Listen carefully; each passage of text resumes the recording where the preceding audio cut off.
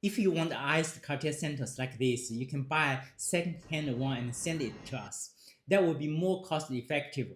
A second-hand watch that's about 2 years old costs less than 5,000 US dollar. Seems we will be drilling, setting stones, polishing, and even electroplating this case and the bracelet.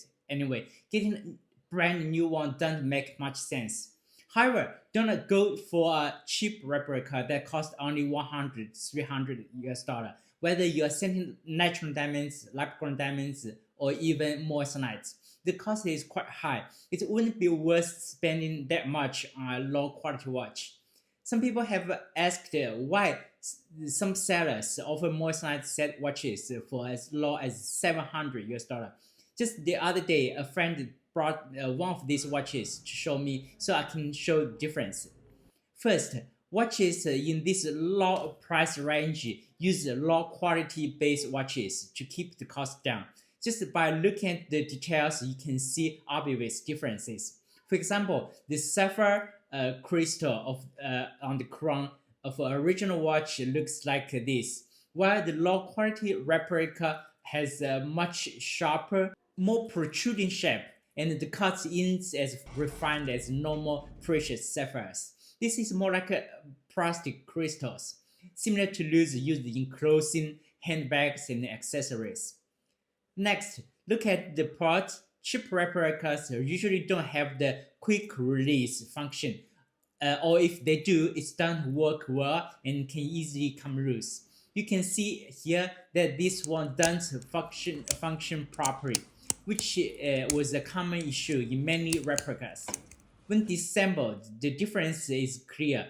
The original version looks much more refined. Cheaper watches also usually lack this push button. It's a convenient function to adjust the length of the bracelet. See how it works? Because it requires more precision and increases production cost, so cheap replicas do not use it to save money. Additionally, poorly made replicas often have incorrect screw designs. The original screws are flat, while the replicas are bulging. There are also differences in bracelet portion, color, and overall thickness of the watch. In short, a watch that costs a few $100s with stone paving is definitely not the same as the one cost a few thousand US dollar. Now, let's look at the stone setting. The watches priced at 700-800 US dollar are machine setting instead of a hand micropave setting. For example, check the side view. The holes for the stones and prongs are made by an automatic leather.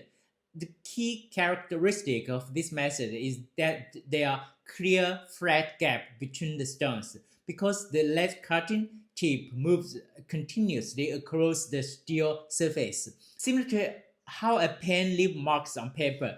The size of the gap corresponds to the size of the cutting tip. On the other hand, look at this one. This is done using traditional hand micro setting.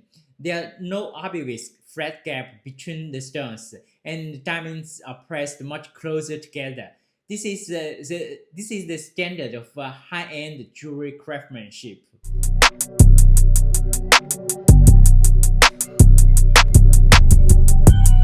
Thank you. This is Ivan.